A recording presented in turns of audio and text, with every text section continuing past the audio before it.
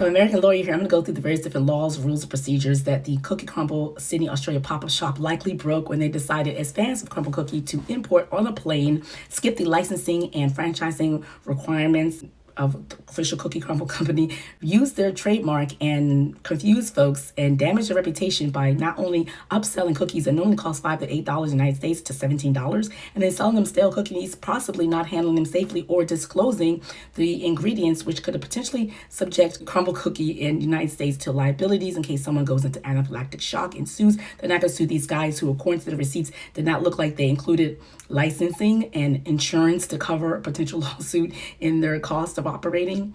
And most likely that's going to be borne by whoever sues Crumbl. God forbid that doesn't happen. Yeah, so if you're interested in knowing a little bit of background on what I'm talking about and a detailed listing of what I just summarized and a couple of other laws that could have broken, stay tuned to this video. It's a little bit long one, so if you want to hear all of it, otherwise, take here later. If you're interested, I'm the content creator attorney. I help fellow creators decode the laws related to creator economy. I have several different playlists here regarding to some of the laws that I'm going to talk about, trade practices, trademark, all the things here. So stay tuned, follow, subscribe, binge watch my playlist. Otherwise, let's get into it. So if you don't know what I'm talking about, and shout out to my sister, Howabunga, go follow her for saying, let me get my lawyer sister here on this. There's some folks who decided to create a pop-up Crumbl Cookie Sydney, and they decided to bring the popular Crumbl Cookie franchise to Sydney and start selling the cookies. And so, yeah, great idea, right? Trying the viral Crumbl pop-up in Sydney, Australia. The viral Crumbl cookies. Anyway, $75 for 5 cookies.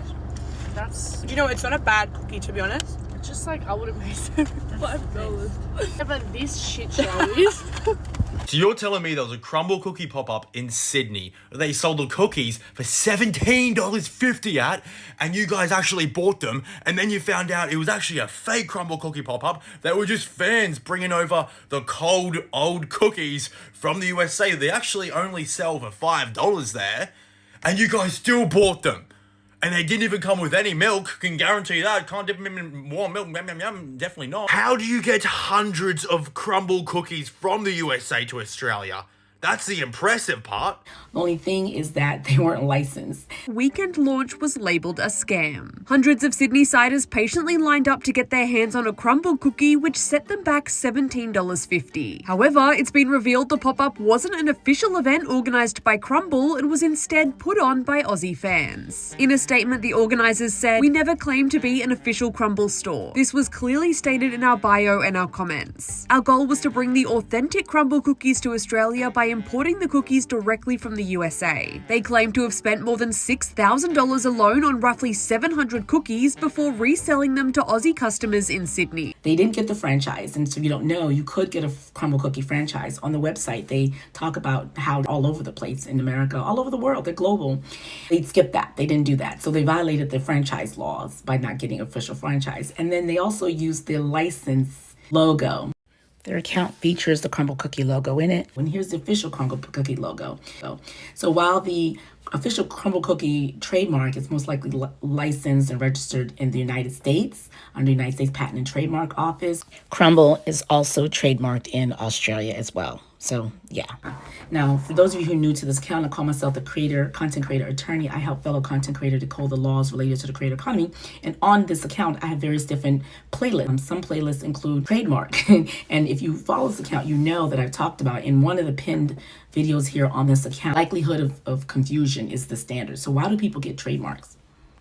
So you get a trademark not just to stop other people from using your trademark or license, but you also get a trademark to protect your brand from being damaged by someone else that uses it. You send a cease and desist letter, and you can actually sue them for copyright infringement, for infringing your copyright, especially if they're damaging the reputation. Now, did they meet the standard likelihood of confusion? The fact they're using the same logo, yes, that standard has been met. Second of all, I went to a Crumbl Cookie, the TikTok recently, and under recent videos, someone asked, why are you selling cookies for $17 in Australia? So there, the likelihood of confusion standard has been met and damaging the reputation. So yes, Crumbl Cookie could issue them a cease and desist because they are infringing upon their trademark now and the intellectual property. Now you may be saying, well, they did announce that they're like officially licensed. Now here we're getting to deceptive trade practices. Again, also if you're new here, I have a whole series on this account dedicated to what the Federal Trade Commission in the United States requires, and each country has their own version of it.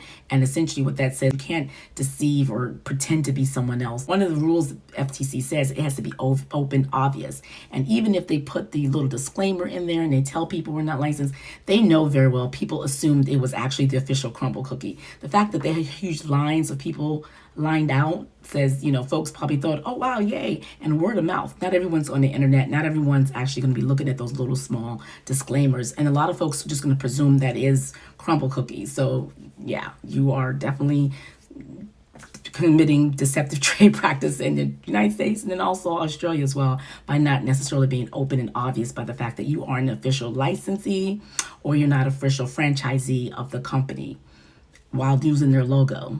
So that's 3 violations right there.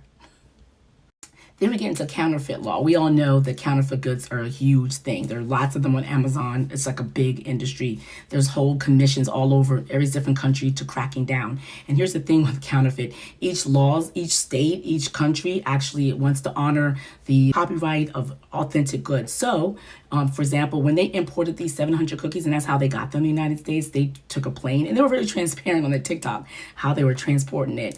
When they brought it into the country, Australia actually has laws and sort of in consideration of other countries of seizing goods that infringe upon other people's copyrights. So when the folks at the custom borders saw that they were bringing in 700 cookies, they were on alert that most likely whoever brought these in were going to be presenting them as reselling them. And so there's standards for reselling.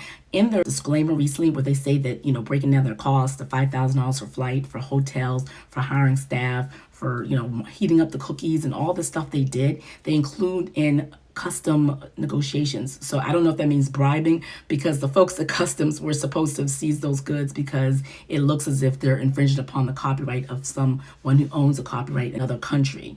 So they're trying to protect the copyright owners in South Africa and Mexico, and United States and Canada when people bring their goods into Australia and it looks as if they're going to be selling those goods. So while they're not necessarily counterfeit, they know that there are processes for selling someone else's goods. You have to go through reselling, you have to get licensing, you got to get franchise. For example, if this sweater had a Hogwarts logo or a Disney logo or something in it, you better believe that the folks who put that logo on it paid a licensing fee to have that logo on it, so they can charge me, and they're going to pass on the cost of them having that logo on my sweater. So that's what that's why people get licensing. And so you're supposed to get a license to use their logo to sell the products, even if you're not necessarily officially and you're reselling. There's just so many different red flags, and you guys had to know that there's processes that everyone else follows, that you're like, I'm going to just not do those things. I'm going to just pretend they don't apply to me.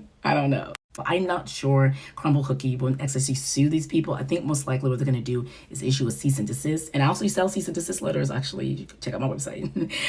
Cease and desist letter for $1. They probably send them a cease and desist letter and tell them they have to cease and desist doing that. Otherwise, they will actually come after them. And I watched YouTube videos of Etsy sellers who accidentally use the license, logo, or trademark of an established entity, and they lose a lot of their money hiring an attorney to defend against a lawsuit. So these guys look like they're barely making even. They paid all this money, they're up charging it, but it doesn't seem like it's necessarily high revenue generating adventure. It's like they said, they just want to spread cookie love and they're just trying to recoup their cost. I think most likely they're just going to send them a cease and desist and say just stop doing this, because they are damaging their reputation by selling cookies that normally cost $5 and then also selling them. So they are damaging their reputation by using their brand name to upcharge people and then sell them stale, reheated cookies that, again, another law, that may not have passed these safe food handling laws in Australia. Like when you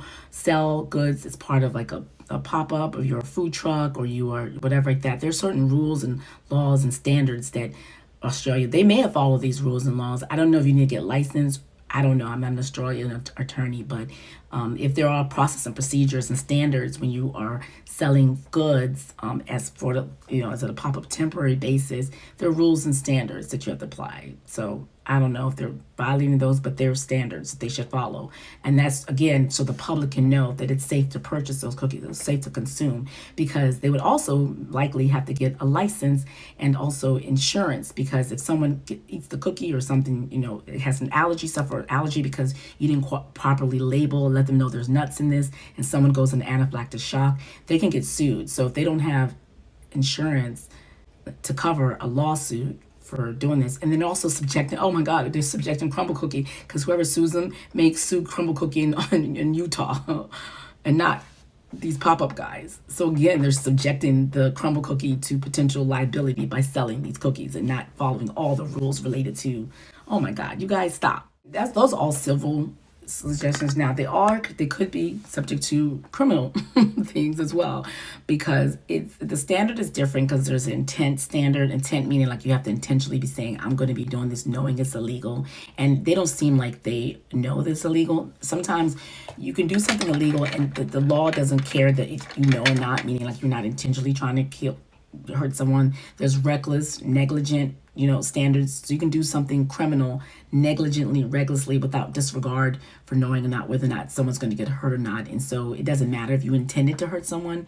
So here's where there's certain potential liabilities. They can have criminal liabilities by doing this. There's a common law thing called larceny by deceit and larceny by trick, where you kind of like tricking someone out of their money by deceiving them. So by tricking these people out of their $17, those folks paid $100 or $1,000. What do they say they spent?